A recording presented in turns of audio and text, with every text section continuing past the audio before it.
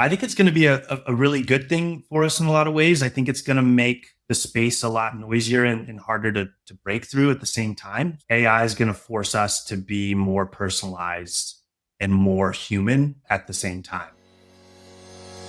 Welcome to Revenue Insights. We're joined by revenue leaders from some of the highest growth companies.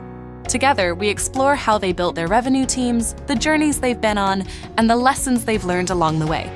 Revenue Insights is brought to you by Ebsta. We're an AI-first revenue intelligence platform designed to help you close more deals, retain more customers, and forecast better. Enjoy the podcast.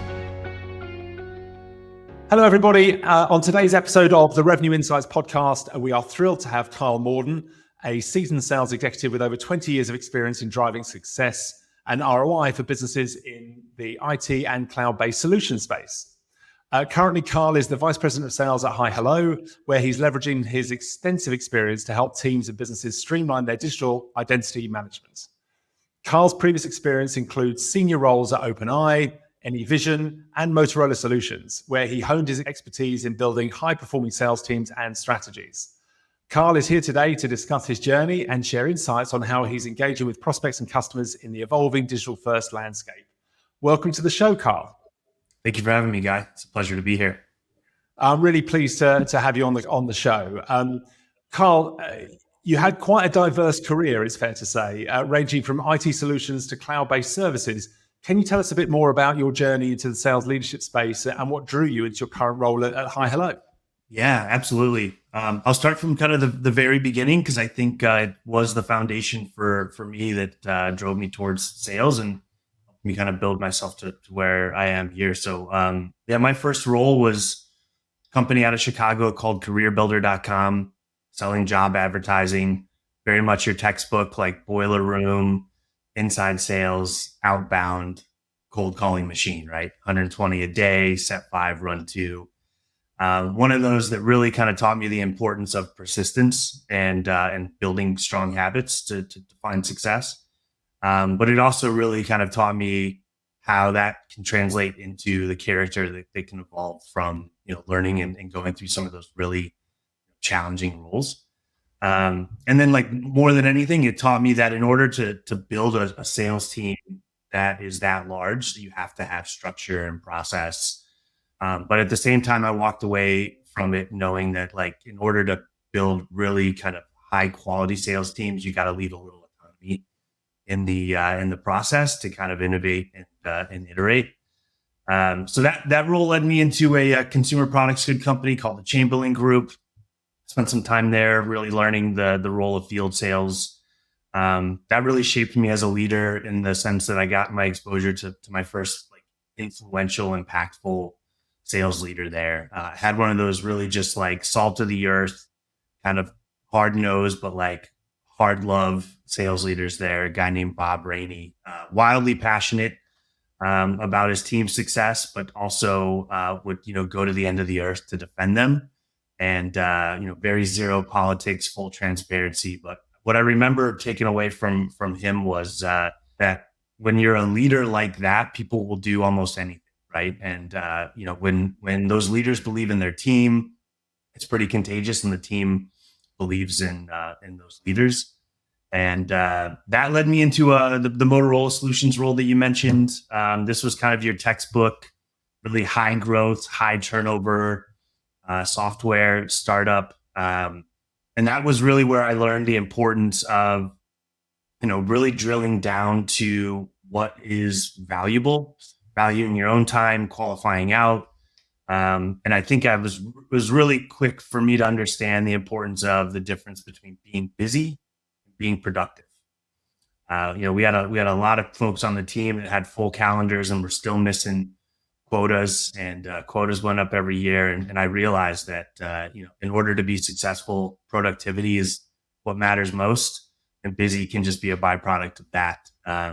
Really understood kind of the importance of focusing on, what you do really well, and that in that capacity, leadership kind of naturally finds you. People see that you're figuring out better ways to do things, and they seek you out for mentorship opportunities, et cetera. So that was also a role that taught me as a leader to, like, again, going back to what I mentioned with Career Builder, leave some room for autonomy, right? Like know and implement what is the one and only way, and give your team space to kind of figure out a better way to that role kept me in the physical security world for some time. There was a company that was just kind of trying to break out of their old go-to-market, old product mix, OpenEye, that recruited me out.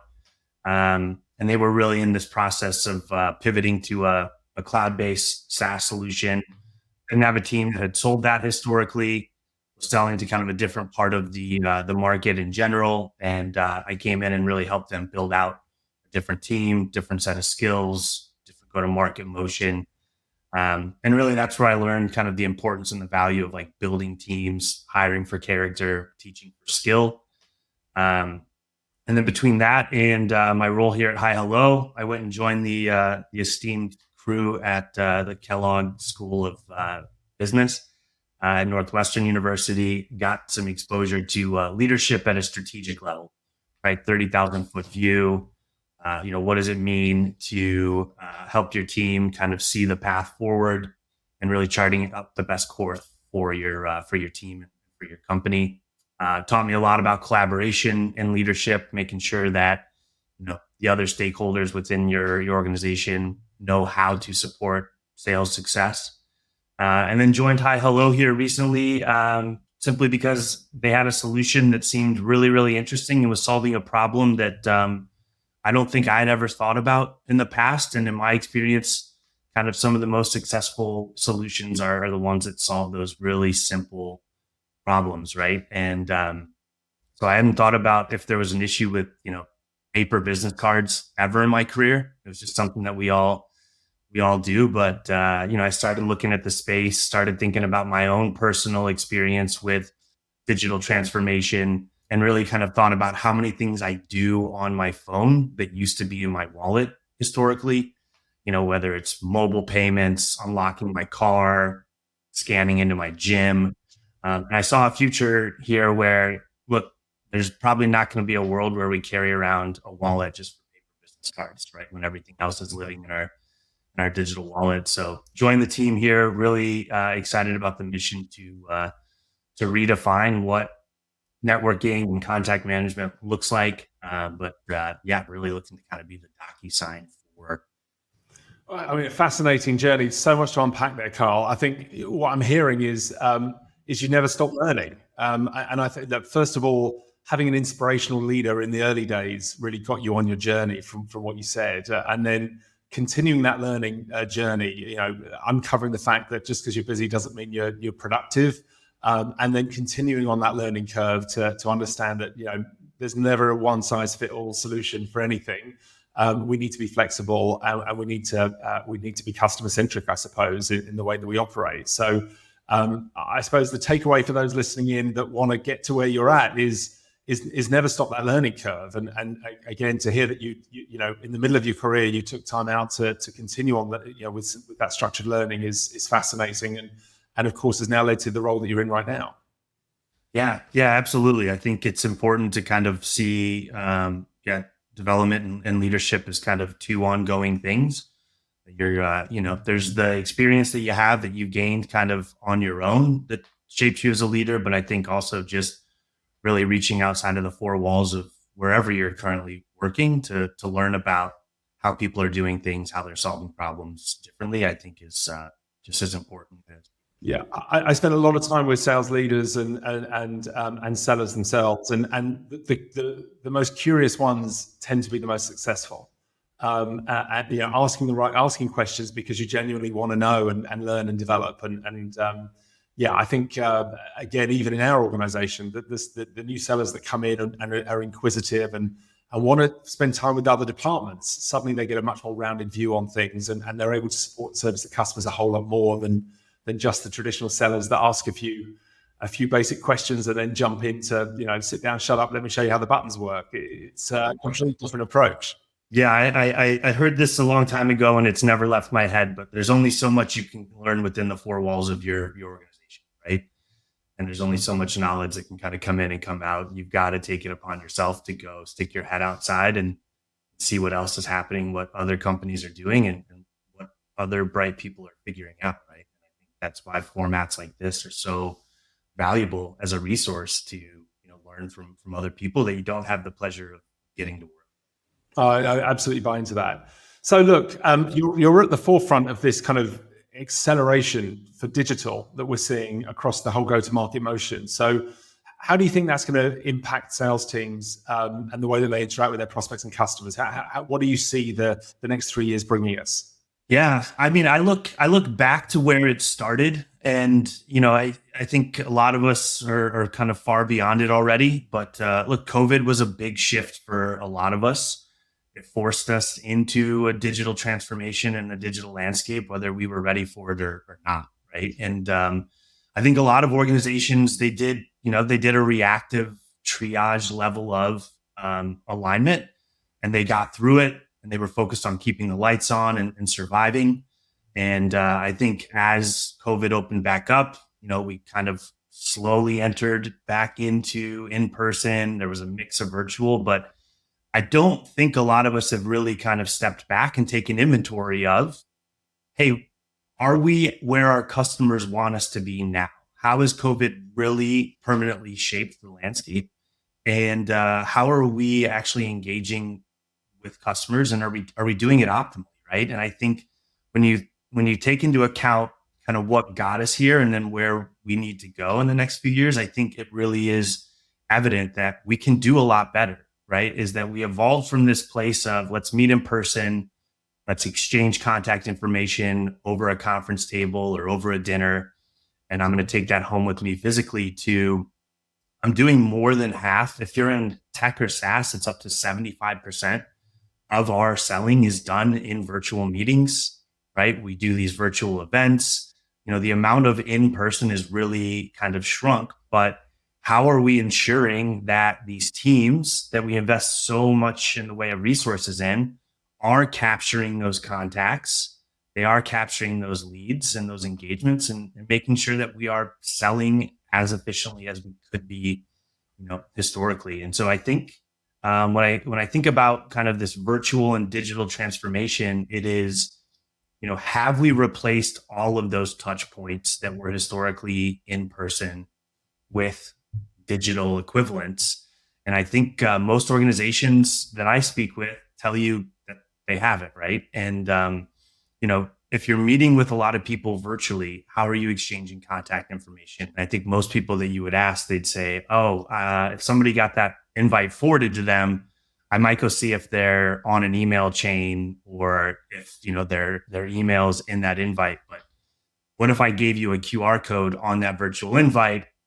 They would invite you to exchange contact information, right? And I think as we kind of move forward, how are we setting ourselves up for exchanging information, knowing who we're doing business with, tracking it in a very data-driven way so that we can really understand the outcomes of those same engagements, right? So I think it really is driving more of an emphasis towards capturing, understanding, and iterating based on that data. And we're doing really well with it in some capacities, right? There's all these wonderful call transcripting and call recording platforms that allow us to see what keywords are coming up. But I think we have collectively fallen a little short on, okay, do I know everybody that was on that call? And when I go back to review that deal in a month from now, am I going to know who's involved? Is my renewals and customer success team going to know that Guy was on that call? Are we going to know to involve him in the renewal, right? So I think there's a lot of opportunity to be more efficient and impactful in this, but I think it requires a bit of change for us. Makes a lot of sense. So we talk the same language. I live in a world where sales are really the last department to become truly data driven, and they push back a lot, and they're usually the loudest in the room. But once they see the value of the data, of a consistent approach, and understanding how to follow best practice by using and unlocking the data, suddenly they become the biggest advocates. But we still live in a world where most sales organizations are still run by gut feel. There's huge disparity between how different go-to-market motions within the same organizations are actually operating. If you're running 6 sales managers, the chances are you're running 6 very different pipeline inspection and review processes. expectations of how sales processes are run, what's good looks like at every stage of that cycle. Everything is very kind of gut feel in most organizations. And I suppose one of the reasons we've been able to see such dramatic impact for customers is once you start shining a light on this stuff, you can't undo it. And suddenly people understand why data-driven RevOps teams have been preaching and banging the drum about making data-driven decisions and following best practice and consistency across the way our commercial teams are operating. But it doesn't just because the RevOps team are talking about it doesn't mean it's actually landing. So I suppose I'm fascinated to understand how you see the role of RevOps evolving to support sales teams in better meeting customers in that landscape. Yeah, I mean, I think it's important to give them the right tools and platforms to meet those customers where they are in a way that allows them to capture that important data so that it can feed and really support the other teams that are now like closely aligned with sales, right? And I think back like to sales when I was first starting out, it was kind of this very siloed. It did what it did. Marketing maybe kind of helped with messaging and stuff, but it's so much more integrated into other parts of the organization. And I think when you lack valuable and complete data at the top of that process, right, it really diminishes all of the investments and the return on those investments further down, right? So if, I'm dependent on a field sales AE to go out and collect business cards and then come back to their office on Friday afternoon and manually enter those so that it can feed the marketing team that's going to enter them into a sequence, and RevOps is really going to understand, what my best players are doing and not doing. I think, anybody that's been in a sales leadership role knows that the last thing a sales rep wants to be doing is manually entering data into the CRM, right? So how do you automate this process that we know time and time again people are reluctant to do? And that's just giving them tools that allow that to happen, right? And so if I can present them their contact information, relevant information about the business and the initiatives that are important to the business, whether it be new products, promotion, careers page, if I can put all of that into the various digital touch points that rep has in a virtual environment, I can increase the likelihood that customer is going to engage with them, that they're going to save their contact info. And one of the powerful things about kind of a digital contact information share is I can ask for that information back, right? So Guy, if you scan my QR code while we're on a virtual meeting, these tools can now allow you to solicit contact information back that can automatically pipe that into your CRM, right? So now RevOps is happy because we're capturing more contacts. We're understanding the customer journey a bit better. Marketing's happy because they've got information about these contacts that they can enter into a nurturing sequence that can turn into leads that convert.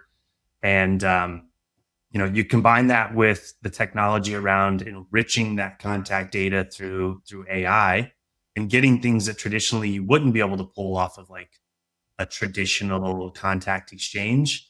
I think you just improve the top of that funnel tremendously in a way that it flows down and impacts the outcome, in really broad ways. And I think the statistic that stands out to me the most from your report here recently, Guy, is 44% of your sales contacts never make it into the CRM, right? And we as sales leaders, we're all focused on these big fancy sounding acronyms, conversion rates and CAC and LTV, and like that all starts at that initial capture, right? And we don't know what we don't know. And if it's not in the CRM, it doesn't exist and it never converts to revenue. And so when I think about, the funnel, I think about the top just as much as the bottom.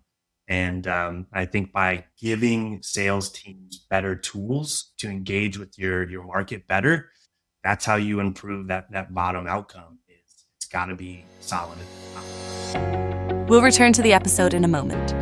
This podcast is brought to you by Ebsta. We are the only revenue intelligence platform with 3 brand guarantees. We guarantee to improve seller performance in the first 6 months. We guarantee to increase forecast accuracy to plus or minus 10% inside 6 months, and we guarantee to get you live within 30 days so you can influence this quarter's number. For more information, visit ebsta.com. Now, back to revenue insights. Yeah, I absolutely buy into that.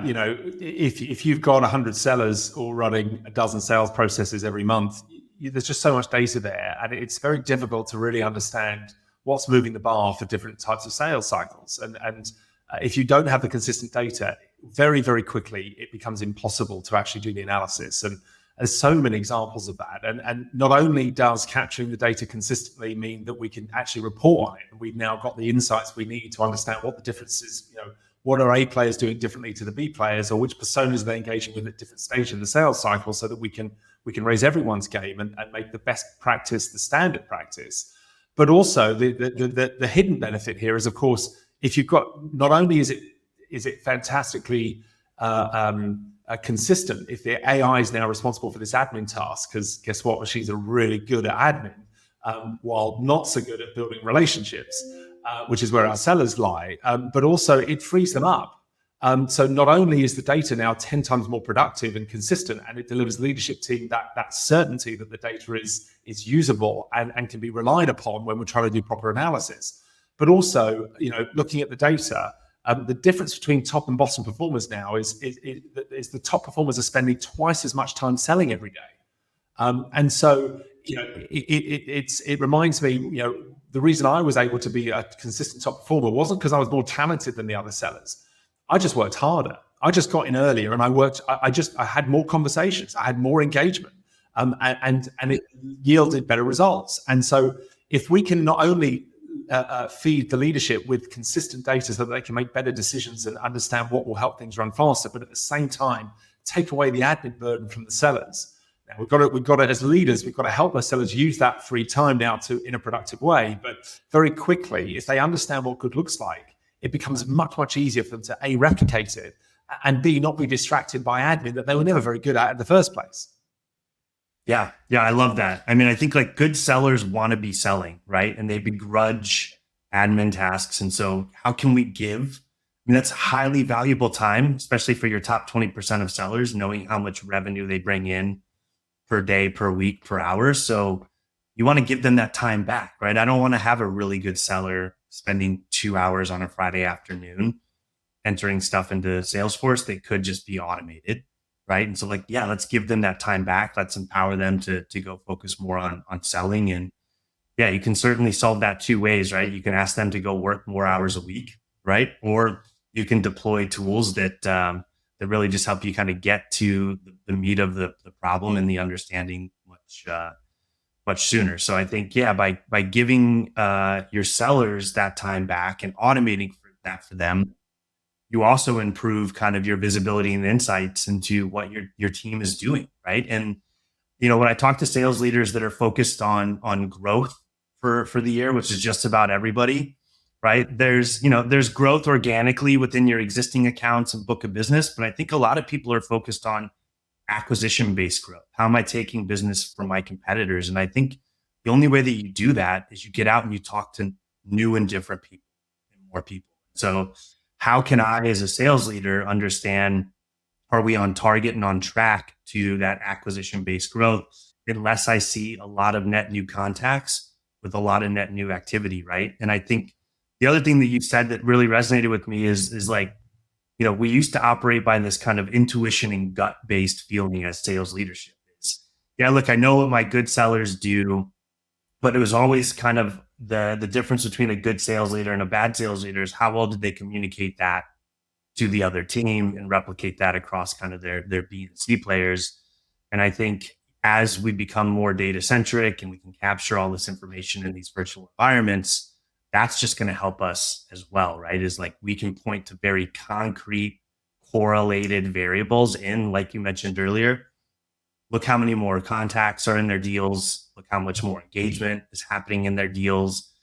You've got one person and you've been talking to them for the past 3 or 4 weeks. I'm sure they're nice, but they're not moving your deal along, right? And so I think really helping them be able to see the contrast between the A and B, other than just, the historic way of well, Kyle said it's the better way, therefore I should listen. I think people really trust data quite a bit. So I love what you're talking about there in the sense of, look, we need those data points to get those insights. And the problem is big. I mean, we saw from the analysis we did, and we analyzed over 650,000 opportunities last year, and just 14% of sellers are now responsible for 80% of our new logo revenue. And it's just not sustainable. But the fact that you've got, and 3/4 of sellers missed quota last year. So the fact that some are hitting quota, that some are hitting their numbers, tell us we've got product market fit. But the inefficiencies in the way that we replicate their best practices is really causing a lot of the challenges. And in my mind, this is where I think AI is going to become a real enabler in the space and give us the opportunity, not necessarily to see that the A players achieve even more, because of course they're already performing at a really good level, but actually there's a really easy way now and a consistent approach where we can bring the B and C players much quicker along that journey with us. And I think when our sales teams are underperforming, I think as leaders, we've got a real obligation to, of course, there's bad hires, but more often than not, the issue isn't the seller. The issue is the environment we've given them and the tools they have and the consistency that we've introduced or haven't introduced. And we leave these people to their own devices, and they're some of the most expensive resources in our business. And we wonder why they have wildly different approaches to achieving the same outcome and get wildly different results. Yeah. And I think it's such an interesting problem too, right? Because I don't think that collectively sellers have gotten worse, right? I think the landscape has changed quite a bit. Buying behaviors have evolved quite a bit. And I think what that data says to me is that we haven't caught up, right? We haven't met sellers where they want us to be.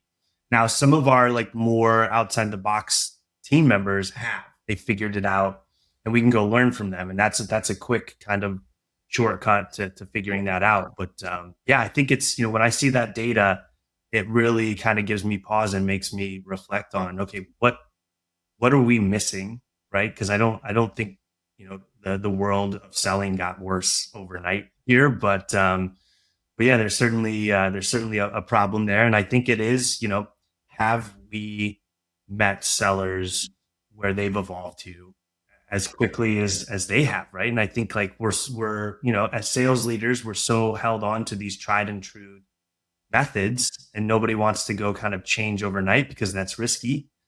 But at the same time, we have to innovate because our buyers are.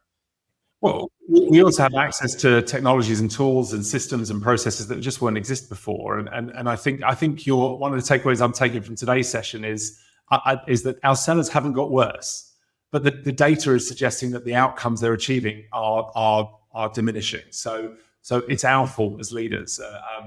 But we've made it this far without talking too much about AI. But so I can't help myself. Tell me, how do you see AI playing a role in making sales teams more efficient and improving customer experiences in this kind of post-COVID world? Yeah, I think, I've had a lot of conversations with other sales leaders about how they're using it, what it's doing. I think it's going to be a really good thing for us in a lot of ways. I think it's going to make the space a lot noisier and harder to break through at the same time. So I think we're going to have to be a lot more focused on what does work and what has been wasted. And I see this with, marketing and sales leaders really scrutinizing in-person events, and they want data tied to that more and more. Right. And I know this is moving away from the AI conversation a little bit, and I'll get back to it. But I think everybody is really looking heavily at what is my return on my investment for all of these different spends. And I think AI is going to help us get in front of more customers. But I think at the same time, AI is going to force us to be more personalized and more human at the same time. Right. And so, there's wonderful tech out there that will, do outbounding for you, and it'll deploy agents that'll do all your email prospecting and that's great. But when everybody's doing it, right, you kind of get lost in that shuffle. And so what I think AI is going to do for us as sellers is it's actually going to elevate the importance of standing out and being human and actually having real, meaningful, value-based interactions with people. So I think from just the like, where do we fit in it? How will it change kind of that customer facing landscape? Like there's this problem that I think is on the forefront that we need to be thinking about. But I think from back end tools, understanding and technology, like we have more and better data than we ever have. Like I'm absolutely blown away and sometimes overwhelmed by like how much information these tools can provide. And you can spend an entire week just digging into data. But I think what's going to be increasingly important for us is like, okay, what are the insights, right? And what is this actually informing and telling us? And are we just chasing correlation, or are we chasing causation? So I think AI is going to be really instrumental in that increase in data, but I think it's going to be really important for us to like lean on it for insights. I remember being at a role, had this really wonderful sales ops manager. He built this really robust dashboard, right? 40, 50 data points on it. And the first time he showed it to me, I remember looking at it and going, this is impressive, but like, what is this supposed to tell me, right? Like, what am I supposed to take away from this? And I think that's only going to get, more heavy and more in our face as we move forward. Is okay, what are we actually understanding about what we're all doing? So from our standpoint, yeah, we're using it to better understand the sales process, the customer journey. But I think it's also important for us to be able to break through the noise, and that is understand who your prospects are better, right? And that personalized outreach is going to become really important because, I've reached that point where I don't answer the phone number unless I know who it is, right? And if it's a known contact, great, you're getting picked up. If you're a random number, I need to see it 12 more times, and then maybe I pick it up when I want you to go away.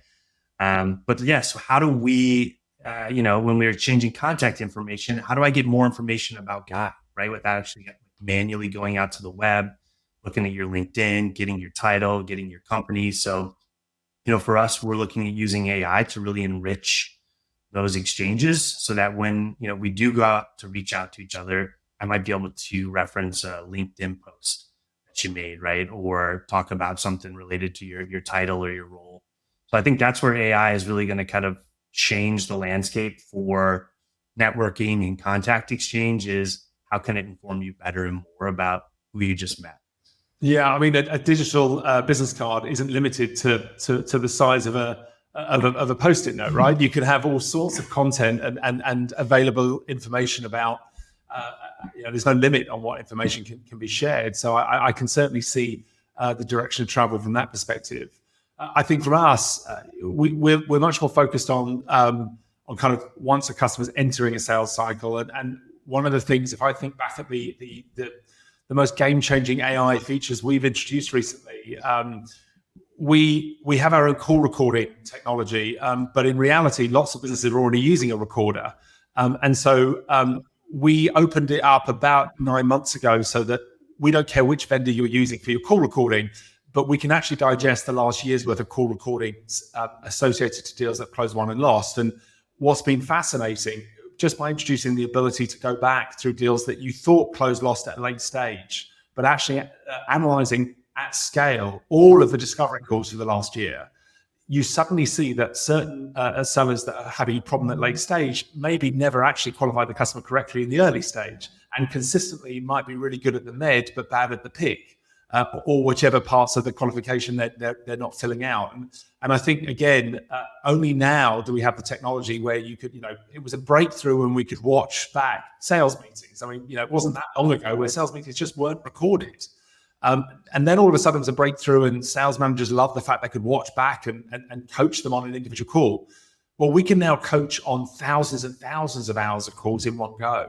And we can understand the influence different types of conversations and different levels of qualification are having on time to close, on win rates, on how multi-threaded we're able to be, and so on. And so I think we're just scratching the surface of what can be done with this. But I think that common kind of consistent point here is that none of this can be done without the data. And while it's a boring problem to solve, having a consistent approach to capturing that, and that consistent approach not including humans, in particular salespeople, means that you'll just have a lot more confidence that the data that you're building this new scalable go-to-market motion on is actually consistent and reliable. Yeah, I think it's a great point. I've worked in a lot of organizations where products and other departments are really dependent on the sales team to bubble feedback up, right? And as a sales leader, it's really evident that every salesperson is individually biased, right? They have their own set of problems and things that they're trying to solve for their particular patch or territory, and sometimes those aren't always aligned with the best interests or the collective interests of the organization. And what I've seen come out of some of these tools that you're talking about is like just truth, right? Is, okay, look, product, if you want to get kind of real world feedback, here's a list of all of the times that keyword's been mentioned over the past 6 months, and here's how it stack ranks against these other ones. And actually, this feature or this problem that we thought was the most prevalent is actually a couple clicks down.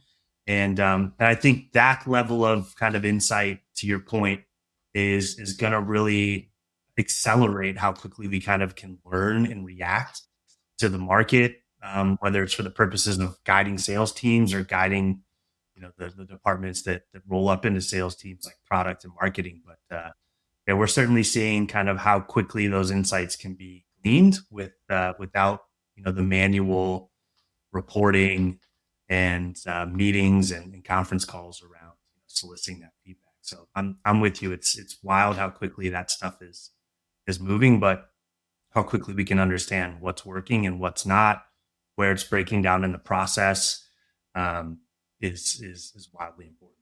I absolutely agree. And I think RevOps have got such a pivotal role to play in really supporting the leadership team on understanding those insights. And I think, when you go into organizations and see that they've got this right, then the speed in which they're able to scale is really, really eye-watering. But while it's not difficult, there aren't any shortcuts.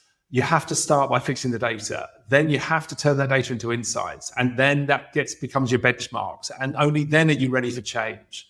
And if you try and shortcut, if we forget about fixing the data, suddenly the benchmarks and insights aren't based on reality. They're just based on what happens to be recorded in a system of record. And so I think that joined up thinking is what is game changing, but you can't shortcut it. Yeah, I mean, I think about that 44% number all the time, right? Is like nobody would ever live with that, right? But I think the truth is that is what we're dealing with, right? Is that we employ these armies of salespeople to go out and engage the market, and then we don't incorporate 44% of the market in our strategy, our insights, kind of how we shape our sales teams and their focus and best practices. And I think, to me, that's wildly dangerous, but it's also a huge opportunity to go close more business, get more insight. And I think if we're leaving that stone unturned, where almost 50% of our market is unrealized in this increasingly insight data driven world, that's a huge problem, right? So I love that you're kind of on the other end of that spectrum, which is like, great, once we have it all, let's make sure that we can really, really understand what it's telling us. And I'm on the other side going, we need to get everybody in, right? Like, this needs to be a complete survey and sample size. Otherwise it's giving us potentially half true or incorrect information. And look, for the first time this year, we also looked at the right-hand side of the bow tie. So we spent a lot of time looking at customer success. And again, unsurprisingly, relationships really do drive revenue. And I went to a customer recently that was very proud of the fact they just introduced QBRs with their customers. And my first question was, okay, well, which personas are you engaging with during the QBRs? And they didn't know the answer to that. And so when we did the analysis, we took a big focus on that. And we saw, if the last 2 QBRs before your renewal are done at the C level, you are 7 times more likely to open a cross-sell upsell opportunity with an average win rate of about 45%. But if the last 2 QBRs have been done below the C suites, you're 4 times more likely to churn the customer. So our QBRs are strategic conversations. They're not quick catch-ups or, let me show you how the new buttons are working. This is about showing the output, the value that you've added to your customer. And if you don't add enough value in that QBR, the C-suite won't turn up again. And so finding ways to keep that level of engagement there has such a positive impact on retention, but also on growth of accounts as well. So we only know that because we started capturing the data and started reporting on it. So know what relationships are driving revenue at every stage of your customer life cycle. What's the influence if you get certain stakeholders involved earlier in the sales process versus later?